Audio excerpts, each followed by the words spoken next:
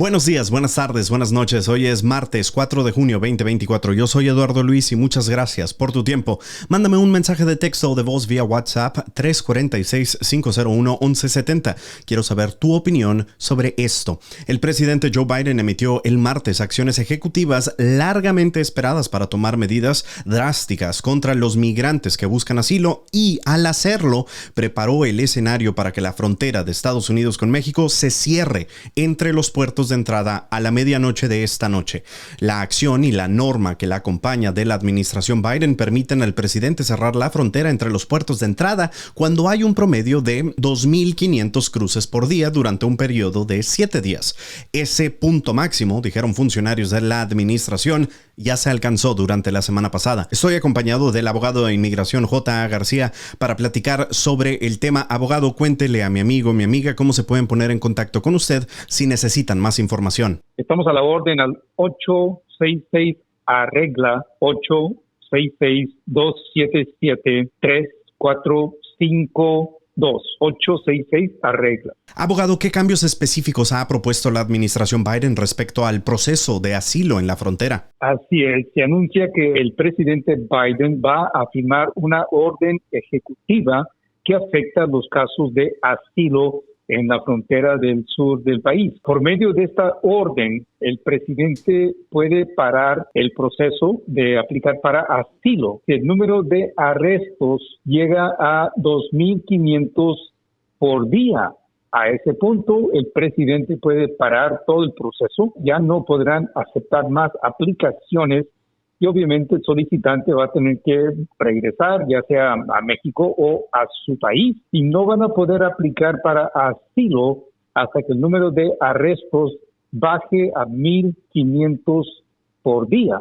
A ese punto se puede reabrir el proceso y pueden empezar a aplicar para asilo otra vez. La realidad es que actualmente el gobierno creo que arresta como 6,000 o 7,000 personas por día, más que los 2,500. Así que esta orden prácticamente va a entrar en vigor inmediatamente, Eduardo. Así es, una de las medidas clave es de que los migrantes deberían de pasar por una evaluación inicial para determinar si son elegibles para solicitar asilo o si deben ser deportados rápidamente. Esta evaluación considerará factores como antecedentes criminales y amenazas a la seguridad. Además, los migrantes que hayan viajado a través de otros países deberán solicitar y ser negados el asilo en esos países antes de intentar hacerlo en Estados Unidos, lo que complica aún más el proceso para muchos de ellos. Abogado, ¿qué implicaciones legales podrían enfrentar los migrantes bajo estas nuevas políticas, especialmente en términos de representación legal? Bueno, ya grupos pro-inmigrantes anunciaron que van a poner una demanda contra la Casa Blanca para parar esta orden tan pronto que la firme y entre en vigor, porque prácticamente está denegando el proceso de asilo a un inmigrante que viene a los Estados Unidos cuando, según estos grupos, la ley lo permite. Así que el presidente Biden va a usar esta orden ejecutiva basándola sobre una crisis, una emergencia para parar el proceso de aplicar para asilo. Si llegamos a 2.500 arrestos por día, en los 3 años y medio del presidente Biden han arrestado a 6.400.000 inmigrantes. Es algo, enorme, es un número enorme. En abril, solamente en el mes de abril, arrestaron a 179,000 inmigrantes, o sea, 6,000 por día, 6,000 por día. En diciembre del año pasado arrestaron a 302,000 inmigrantes, o sea, 9,742 por día. Y que prácticamente podemos decir que mañana va a cerrar la frontera a las personas que vienen en busca de asilo. Las repercusiones de estas acciones son variadas. Por un lado, se espera de que estas medidas desalienten a los migrantes de intentar cruzar ilegalmente la frontera, reduciendo así la presión sobre los recursos estadounidenses dedicados a la inmigración. Sin embargo, también hay críticas de que estas políticas simplemente desplazan el problema a otros países, particularmente a México, que ya está viendo un aumento en el número de solicitudes de asilo y enfrentando desafíos significativos para gestionar una carga adicional. Abogado, ¿acaso existen recursos o programas específicos para ayudar a los solicitantes de asilo a adaptarse a estas nuevas reglas? Pues sí, fíjate que tenemos grupos que le llaman sin lucro, Caridad Católicas, Raíces, American Gateway, que dan asistencia a los inmigrantes que no tienen dinero para ocupar a un abogado, porque cuando tú vienes y pides asilo, prácticamente te estás entregando con inmigración para que te pongan en proceso de deportación.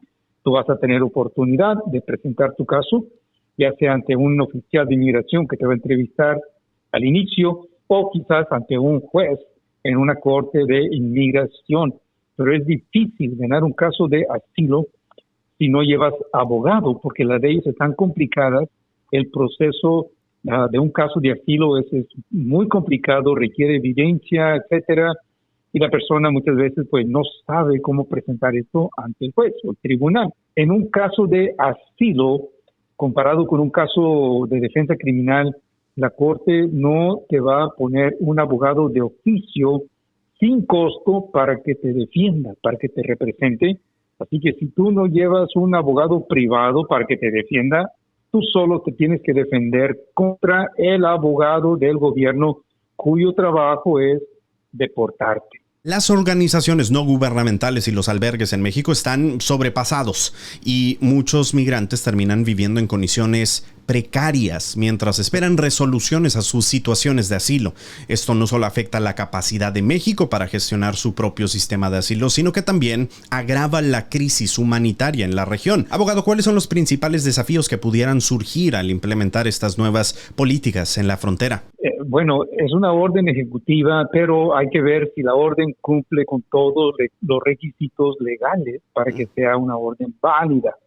Y pienso que es lo que van a estudiar estos grupos pro-inmigrantes para ver si hay una falta en el proceso del presidente para que puedan cancelar esta orden en las cortes. Esto ha ocurrido frecuentemente con otras órdenes de inmigración. La Casa Blanca, ya sea bajo el expresidente Trump o quizás Obama, no cumplió con un proceso administrativo que la ley requiere. Obviamente van a buscar cualquier cosa para cancelar todo esto y seguramente las demandas no se van a hacer esperar. Y cómo no olvidar que durante la temporada electoral estas medidas pueden tener varias implicaciones. Biden, quien busca la reelección, podría estar tratando de mostrarse como firme en temas de seguridad fronteriza para atraer a votantes que consideran la inmigración ilegal un problema crucial. Esta postura pudiera afectar negativamente a ciertos sectores de su base que favorecen políticas migratorias más humanas y abiertas.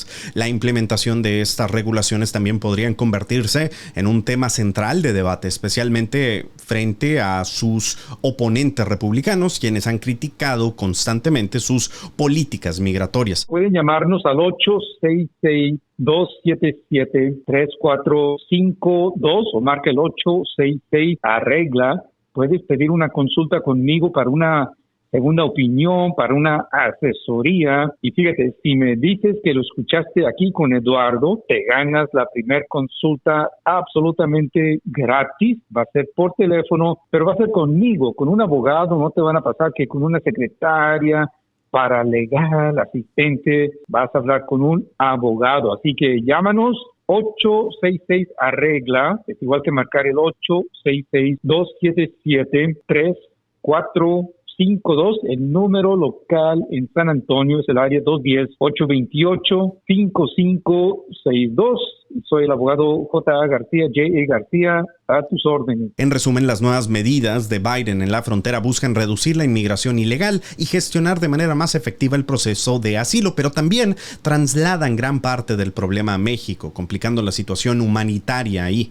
Durante la campaña electoral, estas políticas pudieran influir significativamente tanto con la percepción pública como en los resultados de las elecciones, reflejando el complicado equilibrio que la administración debe mantener entre la seguridad fronteriza y la compasión hacia los migrantes. migrantes. Una vez más, quiero saber qué es lo que tú opinas sobre todo esto. Mándame tu mensaje de texto o de audio vía WhatsApp 346-501-1170. Este episodio está disponible en audio y video junto con el resto en chuntillo.com. Sígueme en todas partes como @chuntillo. Te invito para que te suscribas al canal de YouTube para continuar la conversación inteligente sobre temas difíciles. Este fue el reporte basado en la información de AP News y Politico.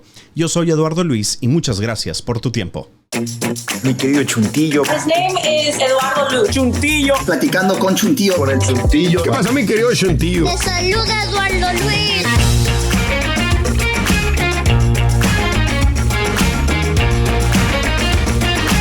Eduardo el Chuntillo.